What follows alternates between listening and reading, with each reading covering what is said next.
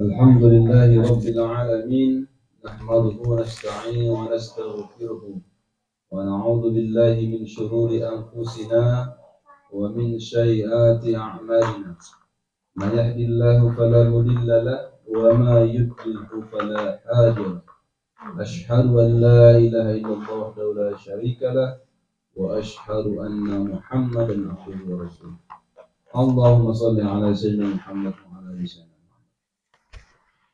قال الله تعالى أعوذ بالله من الشيطان الرجيم بسم الله الرحمن الرحيم قل هو الله أحد الله الصمد لم يلد ولم يولد ولم يكن له كفوا أحد وقال أيضا يا أيها الذين آمنوا هل أدلكم على تجارة تنجيكم من عذاب أليم تؤمنون بالله ورسوله وتجاهدون في سبيل الله بأموالكم وأنفسكم ذلكم خير لكم إن كنتم تعلمون. صدق الله العظيم. Alhamdulillahirabbil alamin. Sahabat-sahabat yang sama-sama mengharapkan ridha Allah Subhanahu wa taala, akan menghormati tentunya sama sekali dari pengurus pimpinan cabang Nahdlatul Ulama Kabupaten Toba, kemudian pengurus cabang Gerakan Pemuda Ansor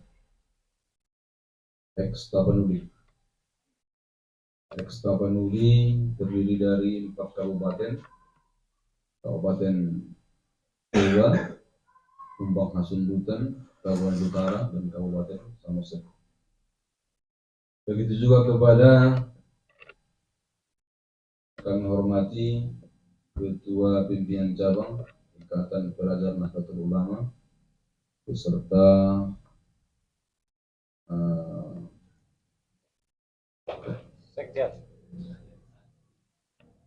kader-kader gerakan dan kader-kader Ikatan Pelajar Nahdlatul Ulama Kabupaten Toba. Alhamdulillahirabbil alamin. Kembali mari sama-sama kita bersyukur kepada Allah Subhanahu wa taala. Karena bagaimanapun yang namanya hidup ini kita diberikan kesehatan, keselamatan, mulai dari bangun pagi hingga kembali tidur. Bangun pagi kita bangun dengan keadaan yang sehat Allah berikan kepada kita. Kedua mata masih berfungsi, kedua tangan masih berfungsi, kedua kaki masih berfungsi, dan seluruh panca indera kita masih Allah berikan kesehatan. Dan ini adalah hal yang pertama sekali harus kita syukur kepada Allah Subhanahu wa taala. Nikmat sehat. Nikmat sehat ini yang harus sebenarnya pertama sekali kita sampaikan rasa syukur kita kepada Allah Subhanahu wa taala. Seandainya kalau ditanya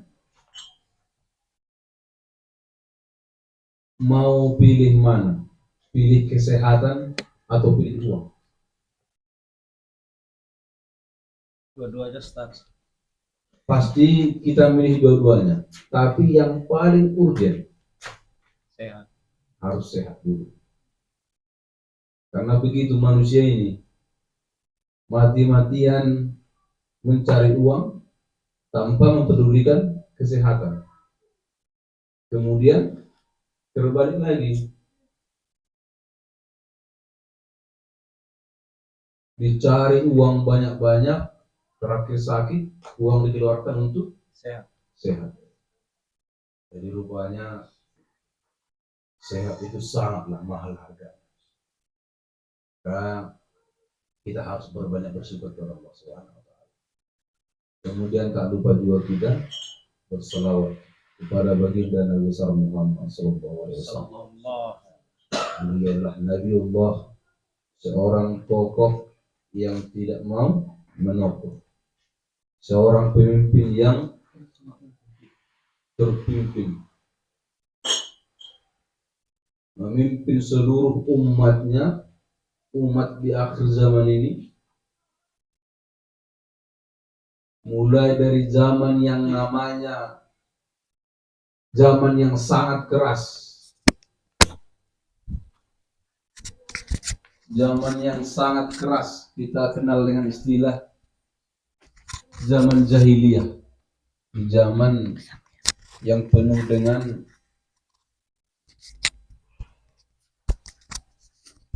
susahnya ini apa ini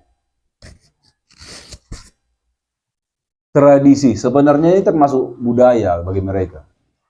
Jahiliyah ini termasuk budaya kepada mereka, tapi pada saat itu belum ada norma yang mengatur mereka. Belum ada norma. Ini ada jahiliyah, ada di jahiliyah itu ada. Cuman saat itu belum ada norma yang mengatur bagaimana bagusnya sebuah tatanan dalam budaya. Jadi datang Nabi Muhammad SAW memberikan pencerahan, memberikan petunjuk.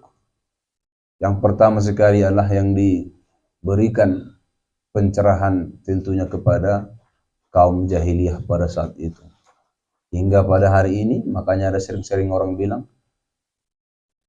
kita harus bersalawat kepada baginda Nabi besar Muhammad SAW yang membawa kita dari zaman jahiliyah hingga ke zaman yang penuh terang benderang seperti yang kita rasakan pada saat ini. Nah, itu yang sering kita ucapkan. Mudah-mudahan zaman itu sudah kita tinggalkan dan tidak akan terulang lagi, yang penuh dengan petunjuk dari Rasulullah SAW. Silahkan boleh merokok, kita bebas. Silahkan boleh merokok. Karena habis bincang-bincang ini semalam kepada alumni-alumni pondok, saya juga heran katanya Ustaz. Waktu saya di pondok ada pula kawan saya pas buka kitab suntuk dia dukanya rokok. Koknya kitab itu katanya. Luar biasa. Silahkan bebas. Nah. Jadi alhamdulillahirabbil sahabat-sahabat yang dirahmati Allah Subhanahu wa taala, tidak ada tema yang khusus pada malam hari ini. Sebenarnya pun saya pun bingung menyampaikan apa ini. Tapi nanti kalau ada kawan-kawan yang menambahi boleh. Nah, saya hanya membuka sebenarnya. Karena tadi ditunjuk nggak ada tema yang mau kita sampaikan. Tapi kalau kira-kira ada dari sekjen mau disampaikan sepatah dua kata mengenai ansur pun boleh, mengenai apa pun boleh. Tapi sudah saya mulai dari tadi, pertama tadi dari mukaddimah. Nah, ada Ketua Rizal Ansor? Setelah selesai nanti tambah saja. Ya, bagaimana? Oh, ya, makanya tadi ini sebenarnya nanti saya penutupnya lagi kembali. Ya, penutupnya nanti saya tutup lagi kembali. Karena saat ini saya masih kehilangan tema ini, belum ada temanya tadi. Belum terpikirkan. Iya, belum terpikirkan dia. Sebenarnya ini enak kita ini bikin podcast juga gitu ini. Ya, nanti datang apa kita undang pematerinya atau ustadznya, baru kita bikin podcastnya. Jadi alhamdulillahirrahmanirrahim, saya pernah mendengar sebuah nasihat pernikahan. Ini tidak melenceng sebenarnya daripada membangun ukhuwah, membangun persaudaraan, dan mengikat sebuah hubungan yang lebih kuat lagi. Saya pernah mendengar kepala kantor urusan agama menyampaikan bahwa pernikahan itu bukan saja menyatukan dua orang, tapi menyatukan dua keluarga. Jadi begitu kita dalam berkeluarga di Ansor ini, begitu kita berkeluarga di Ansor dan Nahdlatul Ulama ini, bukan saja kita memikirkan siapa jadi pimpinan tertinggi, tapi apa? Bagusnya ukhuwah, bagusnya persaudaraan di dalam tubuh organisasi itu. Kenapa jadi melenceng ke sana jadi cerita aku ini? Namanya ada tema. Ah, itu tadi rupanya ya. Jadi rupanya dalam membangun sebuah rumah tangga itu tidak saja menyatukan dua orang, tapi menyatukan dua keluarga. Itu saya cermati apa makna yang disampaikan oleh kepala kantor urusan agama itu. Ternyata menyatukan dua orang itu bukan saja hanya menyatukan, mohon maaf kepada yang masih belajar Nahdlatul Ulama ini, bukan saja hanya menyatukan dua jenis kelamin yang berbeda, tidak. Tapi menyatukan dua sifat, menyatukan berbagai macam hal, menyatukan tujuan menjadi satu. Namanya juga berkeluarga. Kita bisa panjangkan, bisa kita tafsirkan, bisa kita maknai lebih dalam lagi, bisa lebih luas lagi. Nah, jadi sebelumnya juga Pak Kuanya sudah menyampaikan pengantar dalam pernikahan itu ada sebuah hadis nyatakan, ya ma'syarus sabab, katanya, wahai pemuda, menikahlah kamu, katanya. Menikahlah kamu, diperintahkan itu, menikahlah kamu, katanya. Mudah-mudahan kawan-kawan yang digerakan pemuda Ansor ini lebih cepat lagi, karena saya dengar-dengar isunya 2024 belum menikah, itu untuk pendaftaran kantor gua. Jangan habis dari pernikahan. Jadi ada yang bertambahi, Sekjen, Ketua MDS? Enggak, nanti saya terakhirnya lagi, Pak Adik. Iya, nanti saya terakhirnya. Apa yang ditambahin? Ya artinya tadi masih gantung tadi masalah mengenai apa tadi, mengenai MDS tadi. Oh, Kebiasaan kita di MDS seperti mana waktu pengkaderan dulu. Atau Sekjen harus sampai ke Sekjen? Kasih dulu apa? Boleh, bebas. Udah aku bilang tadi ini bebas. Dekat-dekat ya, Mak. kalau bahasa dari Palas menyebutkan transfer knowledge. Bahasa dari Palas ya.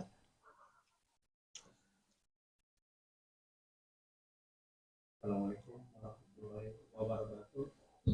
Waalaikumsalam.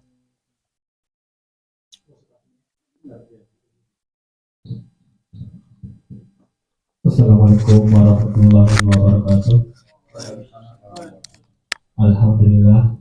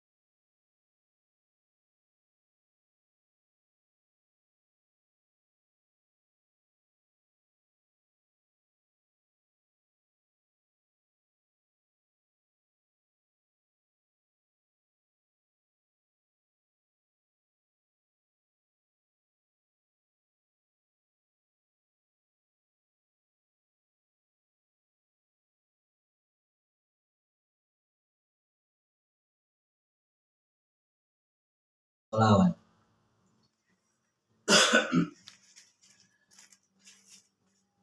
Allah Subhanahu wa taala berfirman, Innallaha wa malaikatahu yusholluna 'alan nabi ya ayyuhallazina amanu shallu 'alaihi wa sallimu taslima. Yang sekiranya artinya hai orang-orang yang beriman,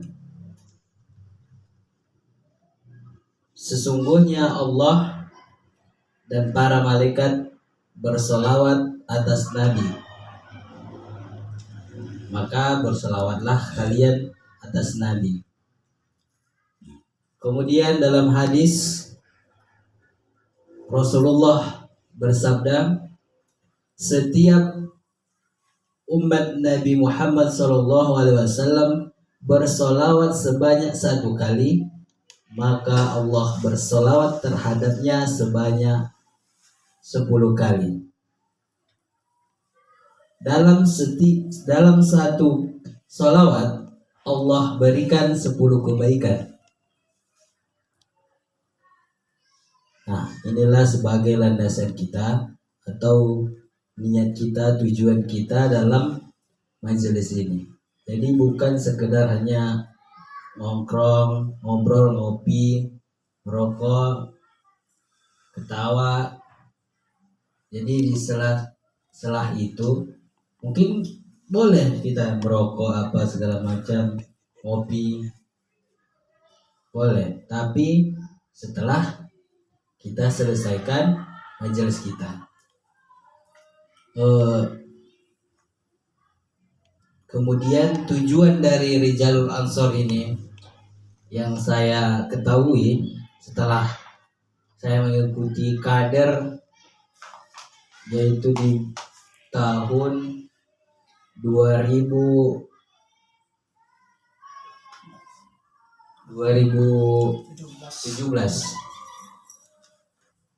yaitu yang bertempat di Batubara ya.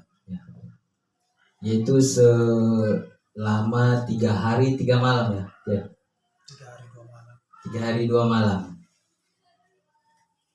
Jadi memang seperti apa namanya, yang kami lakukan di sana itu memang full, tak ada ini, tidak seperti PKD Ansor. Tapi kalau Rijalul Ansor ini memang penuh semua dengan belajar dan belajar, seperti halnya usulu kalau bahasa ini. Jadi waktu tidur kami itu hanya 2 jam, dan itu posisinya di Batubara. Batubara itu panasnya ampun. Sampai malam pun berwudu, sholat isya, sholat subuh bahkan. Airnya hangat. Kan luar biasa memang. Tapi jadi pengalaman lah bagi kami itu. Yang sebelumnya belum pernah ke PKD di luar Toba ini. Termasuk beliau sekjen kita sekarang. Dulu beliau, saya dapat ini informasi, beliau itu dari dulu masuk kuliah, beliau tuh pengen sekali PKD, namun gak pernah kesampaian. Jadi beliau meminta kepada atau usulan dari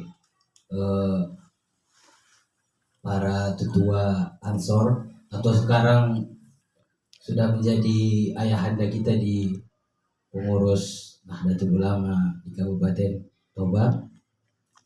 Beliau mengusulkan ada satu mahasiswa yang ingin ikut PKD di Jalul Ansor.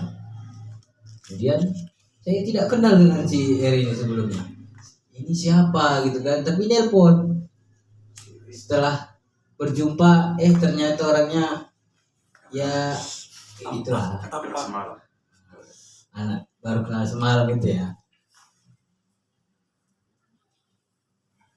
Dan setelah kami PKD, kami dituntut selama 2 bulan harus ada acara, yaitu agenda acara yang diselenggarakan oleh, boleh diselenggarakan oleh Ansor, namun Rizalul Ansor harus terlibat di dalamnya. Dan kami dikasih tugas langsung dari pimpinan pusat ya, langsung ya. Pimpinan pusat Rizalul Ansor memberikan tugas kepada kami mendata seluruh masjid dan masuk ke dalamnya untuk menjaga kemurnian dari Ahlus Sunnah wal Jamaah. Jadi tujuan dari Rizalul Ansor ini secara umumnya itu yaitu untuk membentengi paham azwajah. Jangan sampai kita yang minoritas ini banyak firqah, apalagi sampai masuk Wahabi gitu. Dan kemarin tuh memang lagi gencar-gencarnya ini ya, gencar-gencarnya paham Wahabi. Wahabi yang apa namanya? Yang radikal. Jadi begitulah tugas yang diberikan pada kami sejak berapa tahun nih? 5 tahun yang lalu ya, kurang lebih 6 tahun yang lalu. Dan alhamdulillah baru akhir tahun 2022 baru bisa terlaksanakan berkat dari bantuan dan perjuangan dari sahabat-sahabat sekalian, termasuk ayahanda kita. Terima kasih kepada ayahanda. Sebenarnya ini acara tidak akan terlaksana kalau tidak ada gerakan dari Ansor dan NU. Saya pun sebenarnya terkejut kok tiba-tiba ada acara ini Rizalul Ansor. Padahal sebelumnya Erianto nggak ada ini konfirmasi, langsung besok kita tayang. Itu kejut sebenarnya. Tak ada SK, tak ada ini segala macam, tayang terus. Yang penting dari kader. Memang harus seperti itu. Mulai dari yang kecil-kecil, nanti semakin banyak baru kita kader. Amin. Dan kita berharap kita yang minoritas di Kabupaten Toba ini, atau lebih umumnya di Eks Tapanuli, kita harus, darah NU itu harus mendominasi agar paham-paham dari yang lain tidak mengkontaminasi masyarakat yang awam pada umumnya. Sebenarnya saya pun awam, cuman berkat lingkungan dan sekitaran saya ini, mungkin keluarga, sahabat semua itu yang bergerak di atau memiliki paham, yaitu sepaham dengan NU atau azwajah, begitu ya kira-kira. Jadi itu saya sangat berterima kasih kepada sahabat-sahabat sekalian atau ayahanda. Terima kasih telah memberikan atau mensupport saya untuk melaksanakan kegiatan ini. Dan saya berharap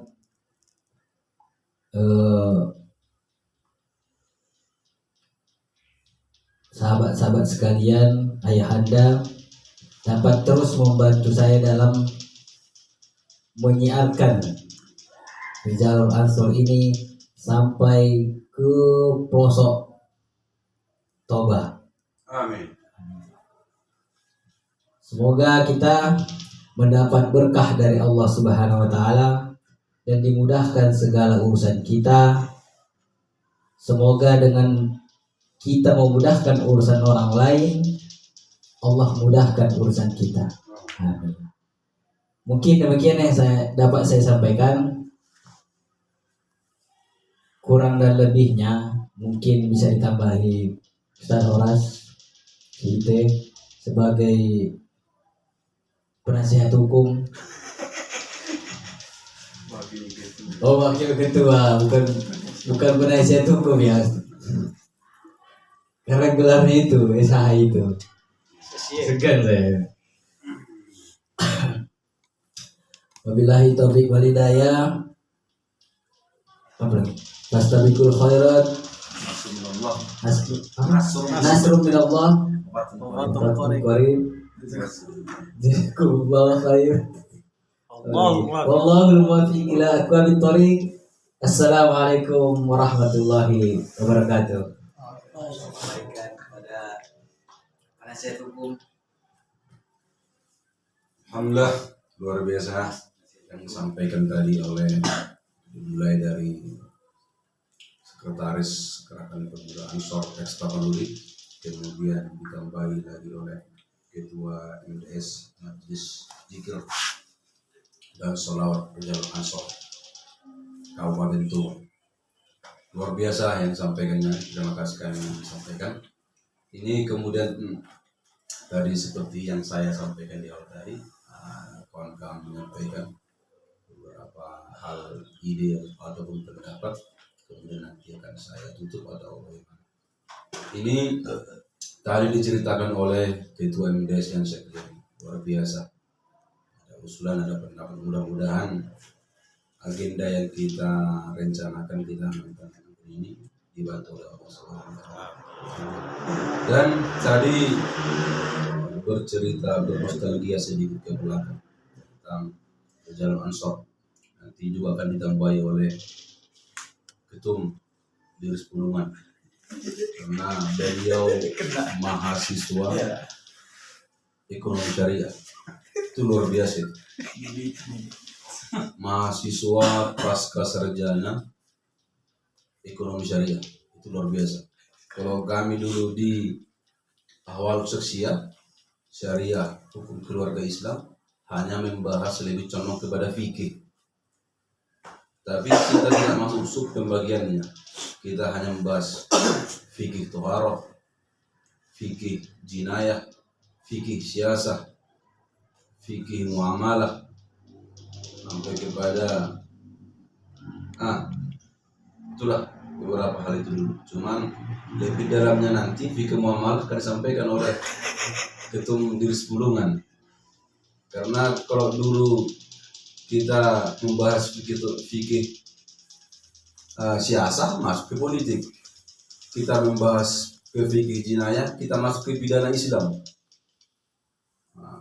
Kemudian masuk kita kepada fikih mawaris, masuk kepada pembagian harta warisan. Jadi di sini sudah lengkap. Apalagi sudah tahu, dia paham, dia usul fikih dan kaidah usul fikih. Luar biasa itu. Nanti akan disampaikan oleh Ketum Diris Pulungan bagaimana sebenarnya bermuamalah yang diberkahi Allah SWT. Apalagi beberapa hari belakangan ini beliau sedang membahas tentang saham. Saham dan hukum bank konvensional dan hukum bank syariah. Ini yang perlu kita kaji sebenarnya, karena ini yang menjadi pembahasan yang sangat sering dibicarakan belakangan ini. Bahkan di saat terjadinya dulu aksi 212, banyak sekali orang mencelakai diri sendiri. Saya bilang ini mencelakai diri sendiri. Dia sedangkan di bank BRI aja banyak orang memilih karyawan memilih resign dengan alasan mengikuti ajaran agama. Resign dari bank untuk mengikuti ajaran agama. Begitulah alasannya resign dari apa itu. Nah, kenapa ini digali apa ini? Di akhir tahun seperti ini, di masa-masa puncaknya pembahasan masalah pemahaman, chaos semua, sampai kepada riba sampai segala macam jadi pembahasan. Di masa SBY tidak pernah dibahas itu, di masa pemerintahan SBY tidak pernah dibahas. Tapi ini di masa politik lagi panas-panasnya masuk kepada riba, karena tidak ada lagi alat politik yang bisa menumbangkan seseorang, maka masuk dia dengan pembahasan agama, maka kan masuk kepada segala dini pembahasan agama untuk menjatuhkan. Jadi seperti disampaikan tadi, kita dulu pernah juga mengenal namanya fikih muamalah, tidak begitu mendalami apa itu fikih muamalah. Kita hanya sekedar tahu muamalah itu jual beli seperti apa, tidak tahu. Sampai sejauh ini belum masuk kepada sub-sub pembagiannya seperti apa itu. Jadi kepada Ketum Dinas Perhubungan, beliau ini pasca sarjana Magister Ekonomi Syariah. Jadi kepada saudara sahabat Dinas Perhubungan, kami persilakan. Baik, terima kasih kepada sahabat Wakil Ketua Kadin Pemuda Ansor cabang X Tapanuli. Sebenarnya kalau kita bercerita tentang fikih muamalahnya, mungkin kalau di kami di ekonomi syariah, karena di ekonomi syariah itu saya konsentrasinya di bidang akuntansi syariah, bukan di bidang fikih muamalah. Kalau fikih muamalahnya itu nanti muamalah itu dia fikihnya konsentrasinya itu ke fakultas syariah. Jadi bukan fakultas ekonomi dan bisnis Islam. Kalau kalau ekonomi Islam itu pure dia hanya membahas tentang bagaimana manajemen ekonomi yang baik, bagaimana dengan proses pelaporan keuangan di ekonomi syariah, dan bagaimana berekonomi syariah itu yang baik. Tapi salah satu tokoh ekonomi syariah pernah menyampaikan bahwa jika kamu melakukan aktivitas ekonomi, lakukanlah kalau modalmu itu besar, maka untungmu akan besar. Dan jika modalmu kecil, maka keuntungan yang kau peroleh akan kecil. Berbeda dengan yang disampaikan oleh Adam Smith, salah satu tokoh ekonomi konvensional, bahwa modal sekecil-kecilnya dan untung sebesar-besarnya. Itulah dasar bedanya ekonomi syariah dengan ekonomi konvensional. Karena disinggung tadi sedikit masalah tentang pasar modal, salah satu tokoh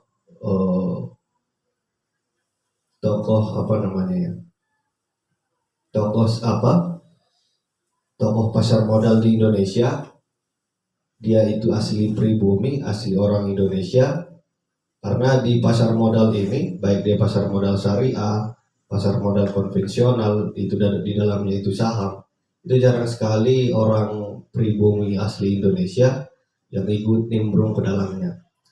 Tapi di salah satu tokohnya itu ada namanya Bekti Sutikna. Dalam bukunya tentang bagaimana menjadi seorang trader yang baik disampaikan bahwa dalam jual beli saham itu, yang pertama yang harus kita kontrol itu adalah emosi kita. Bagaimana emosi kita itu bisa kita kontrol ketika saham yang kita beli turun atau ketika saham yang kita beli naik.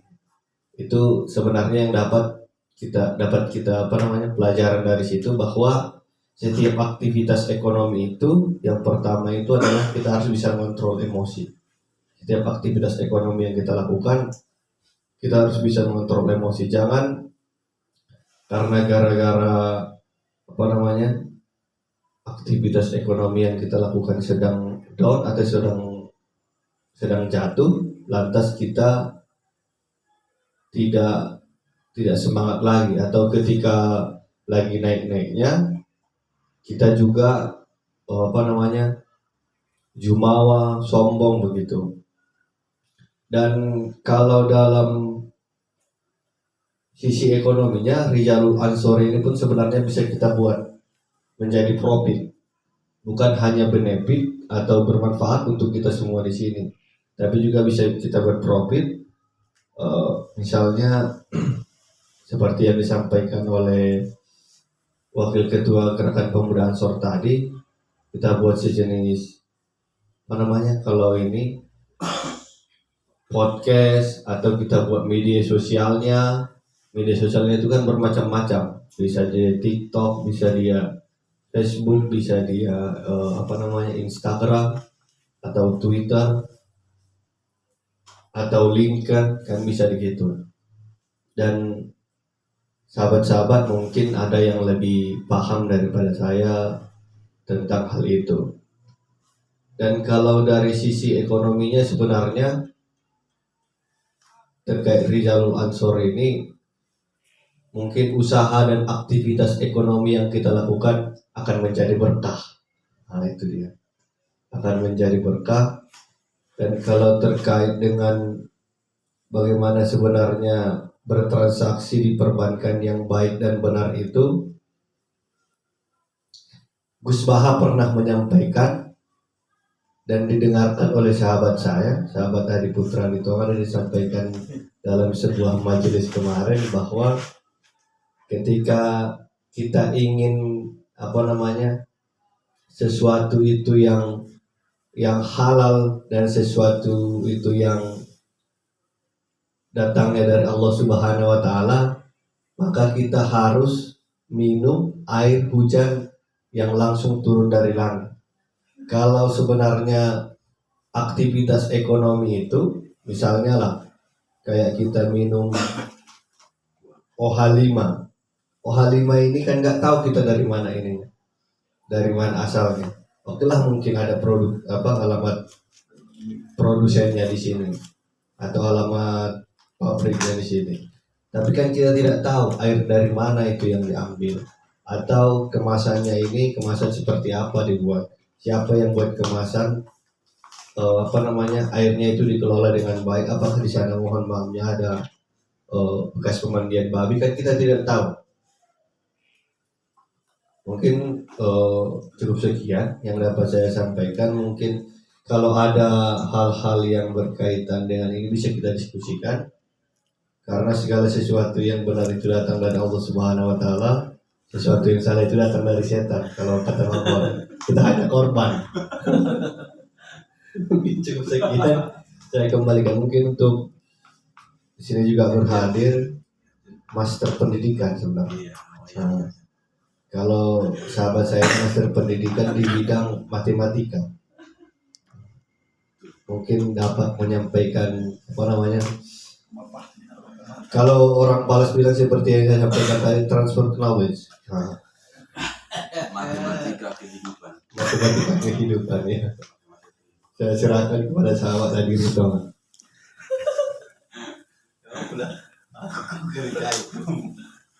Inti kerja ya gue ya.